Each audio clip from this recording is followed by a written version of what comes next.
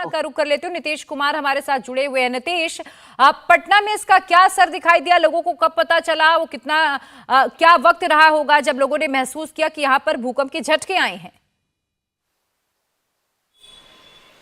देखिए, पटना में और आसपास के जो जिले हैं वहाँ बहुत ज़्यादा तो नहीं, लेकिन हाँ, लोगों ने महसूस जरूर किया। कई जिलों से इस तरह की खबरें आ रही हैं कि रात 2 बजे जब लोग घरों में सो रहे थे उस वक्त लोगों को एहसास हुआ, लेकिन कई लोग जाहिर है नींद में थे, उस समय पता नहीं चला। और चूंकि देखिए, नेपाल यहाँ से बिल्कुल सटा हुआ है बिहार से, और इससे पहले नेपाल में जिस तरह का भूकंप आया था उसकी यादें जो है लोगों के जहन में अभी भी ताज़ा है। तो इसलिए जब से ये खबर आई है और जब से कुछ आफ्टर शॉक्स की खबरें भी नेपाल से आ रही हैं, उसको लेकर लोग जरूर दहशत में हैं। और जब भी उन्हें कुछ थोड़ा बहुत भी ऐसी एहसास भी होता है, कई बार गलत एहसास भी होता है, तो लोग दहशत में दिख जा रहे हैं। लेकिन फिलहाल जो रात में 2 बजे जो भूकंप आया उसमें कोई नुकसान की खबर नहीं है, लेकिन हाँ, लोगों ने महसूस किया था। और यदि ये और ज़्यादा तीव्रता होती तो आप समझ सकते हैं कि कितने बड़े पैमाने पर नुकसान होता, क्योंकि रात का वक्त है, जाहिर है उस समय हर कोई अपने घर में सो रहा होता है, तो ऐसी स्थिति में बहुत बड़ा नुकसान हो सकता था। लेकिन ये अच्छी बात रही कि 6.3 तीव्रता रही और जो उसका असर है वो बिहार में बहुत ज़्यादा नहीं हुआ। और नेपाल में भी जहाँ हुआ है, वहाँ जो डोटी जिला है वहाँ एक पहाड़ी इलाका है, वहाँ बहुत बहुमंजिली इमारतें नहीं हैं, तो जो नुकसान हुआ है वो भी बहुत सीमित है। हालांकि 6 लोगों की मौत हो गई है, 5 लोग घायल हैं, राहत और बचाव कार्य चल रहा है, मलबे में तलाशी भी ली जा रही है। ये देखा जा रहा है कि मलबे में कहीं और लोग तो नहीं है, और जिन लोगों के घर टूट गए हैं उनके जो सामान अंदर फंसे हुए हैं उनको निकाला जा रहा है, उनके रहने की व्यवस्था की जा रही है। इलाका डोटी जिला बिहार से नजदीक नहीं पड़ता है, उत्तराखंड के पिथौरागढ़ से नजदीक पड़ता है, इसलिए भूकंप का जो ज्यादा असर है वो उत्तराखंड के ज्यादा जिलों में देखने को मिला है। इस वक्त हमारे साथ अरुण बापट जी भी जुड़ चुके हैं, भूकंप एक्सपर्ट हैं आप। अरुण जी, ये जो बार बार हम देख रहे हैं कि नेपाल में खासकर वेस्टर्न रीजन में जो भूकंप महसूस किया जा रहा है या बार बार इसके झटके महसूस किए जा रहे हैं, उसका कारण क्या है? क्या टेक्टोनिक प्लेट्स में इतनी हलचल नीचे हो रही है कि उसका असर अब जमीन पर भूकंप के रूप में देखने को मिल रहा है? देखिए, आवाज आ रही है मेरी? जी जी, कहिए। आवाज आ रही है? अरुण जी, आपकी आवाज आ रही है। हेलो, आवाज आ रही है मेरी? जी, कहिए, आप अपनी बात रखिए। आवाज आ रही है ना? मैं बताना चाहता हूँ कि नेपाल में जो भूकंप आया है तो उसके पहले 4 शॉक्स, उसके बाद में 6.3 का भूकंप आया। और उसी का ये जो है हिंदुस्तान में जो पिथौरागढ़ में वो शॉक है।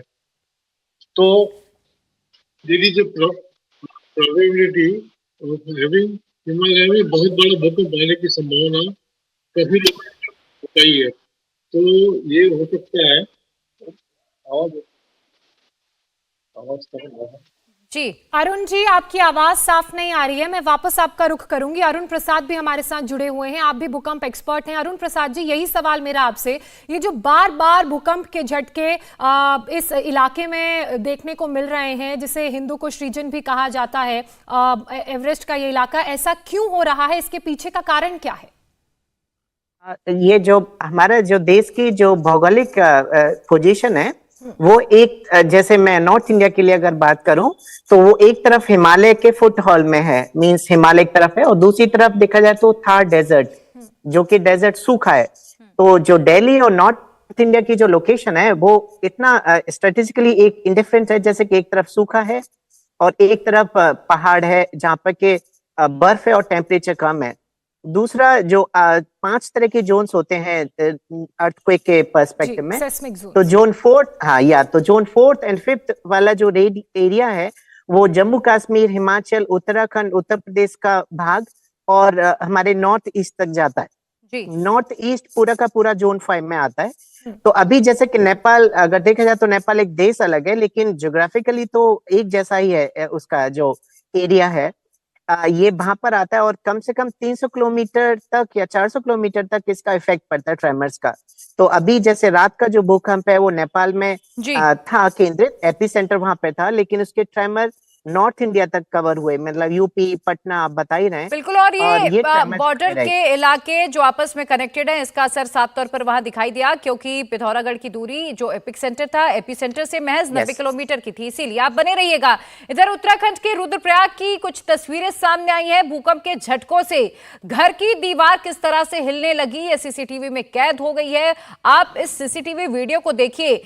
जाहिर है कि यहां पर भूकंप की तीव्रता कितनी थी। कहा यह जा रहा है कि 4.3 तीव्रता का भूकंप यहां पर महसूस किया गया। चूंकि ये उत्तराखंड का इलाका है और ये नेपाल से थोड़ा करीब माना जाता है, इसीलिए यहां पर इसकी तीव्रता थोड़ी ज्यादा मापी गई है। आप इन तस्वीरों को देखकर अंदाजा लगा सकते हैं। अगर ये ज्यादा देर तक इसी तरह से वाइब्रेशन होता तो हो सकता है कि ये घर गिर जाता, क्योंकि इसमें कंपन की जो तीव्रता है वो काफी तेजी से देखी जा रही है। उत्तराखंड के रुद्रपुर की तस्वीरें आपने देखी। अब आपको उत्तराखंड के काशीपुर की तस्वीरें हम दिखा रहे हैं। ये एक ऑफिस लगता है, टेबल चेयर आपको सब नजर आ रहे हैं। और जब भूकंप आया तो देखिए किस तरह से वहां पर सब कुछ हिलने लग गया, धरती कांपने लग गई। और ये जो एपिसेंटर बताया जा रहा है उससे काफी नजदीक है। उत्तराखंड के लिहाज से बात की जाए तो नेपाल से उत्तराखंड जो राज्य है वो कई बॉर्डर शेयर करता है। एक हल्द्वानी की तरफ से बॉर्डर आता है, एक बनबसा टनकपुर की तरफ से बॉर्डर आता है, एक पिथौरागढ़ से आगे धारचूला की तरफ से बॉर्डर आता है। और यही कारण है कि जो भूकंप नेपाल में जिसका एपिसेंटर रहा उसका जो असर है वो उत्तराखंड के ज्यादातर जिलों में देखने को मिल रहा है। आपको अब उत्तर प्रदेश के मुरादाबाद की भी तस्वीरें हम दिखाते हैं। यहां पर भी भूकंप के झटकों के दौरान सीसीटीवी में वो पूरा मंजर कैद हुआ जो इस वक्त आप देख रहे हैं, जो रात को लोगों ने महसूस किया होगा। कई लोग ऐसे थे जो रात को उठ गए और उन्होंने भूकंप के झटके महसूस किए, और कुछ लोग प्रिया ऐसे भी होंगे जिन्हें शायद पता ही नहीं चला होगा। बिल्कुल, क्योंकि अधिकतर जब जगहों पर आधी रात को जब भूकंप के झटके महसूस किए गए उस वक्त लोग सो रहे थे। लोगों को इस बात का पता नहीं चल पाया कि भूकंप आ रहा है। हालांकि तस्वीरें सीसीटीवी में कैद हुई और कई जगहों से कुछ ऐसी तस्वीरें सामने आई हैं। झटके महसूस हुए, 2 झटके आए अच्छे खासे में। पहला झटका कम था कुछ, दूसरा झटका अच्छा था, ठीक ठाक था। लगभग 2:02 पे लगभग आए, 2 मिनट के आसपास। तो लोगों को आपने सुना, 2 झटके उन्होंने महसूस किए। पहले में तीव्रता कम थी, दूसरा ज्यादा तीव्रता वाला था। अब एक और तस्वीर आपको दिखा रहे हैं। उत्तर प्रदेश के बहराइच की ये तस्वीरें हैं। यहां पर भी भूकंप के झटके महसूस किए गए। बहराइच में भूकंप आते ही लोग सतर्क हो गए, अपने घरों से बाहर निकल गए। हालांकि कुछ सेकंड के लिए जब ये झटके महसूस हुए तो वहां पर पंखे जरूर घरों के हिलने लगे। और ये लोगों की तस्वीर आप देख रहे हैं, घरों को छोड़कर बाहर खुले मैदान की तरफ आते हुए। तो सोच एकदम झटका सा लगा, पलंग पूरा हिलने के बाद में मैंने सबको घर वालों को कहा भी जल्दी से हटो, जल्दी बाहर हो, जल्दा है। इससे बाहर निकल के आगे खड़े हो गए। फिर क्या करते हैं। तो कितनी बार आया होगा? 2 बार आया। 2 बार आया। मतलब लंबा था? हल्का था, लेकिन मतलब पलंग खूब हिला है, जैसे कि मतलब धड़ धड़ करके हिलता है। रात के 2 बजे करीब आया होगा? हाँ, बस 2 ही बजे आसपास ही हैं। अरुण बापट भूकंप एक्सपर्ट हैं, हमारे साथ जुड़े हुए हैं। अरुण बापट जी, मैं आपसे यही समझना चाहूंगी, ये जो बार बार, जैसे कि ज्योत्सना भी पहले सवाल पूछ रही थी, भूकंप के ये जो झटके आ रहे हैं, क्या ये किसी तरह का इंडिकेशन है? ये देखिए, इस हिमालय में बहुत बड़ा भूकंप आने की संभावना बहुत सारी, तो उसकी 8:30 तक शक्ति हो सकती है। और इसमें जो इलाके जो है वो JNK, उत्तराखंड, हिमाचल और नेपाल के बॉर्डर में, ये हमको तो इसके ऊपर काफी निगरानी रखनी पड़ेगी।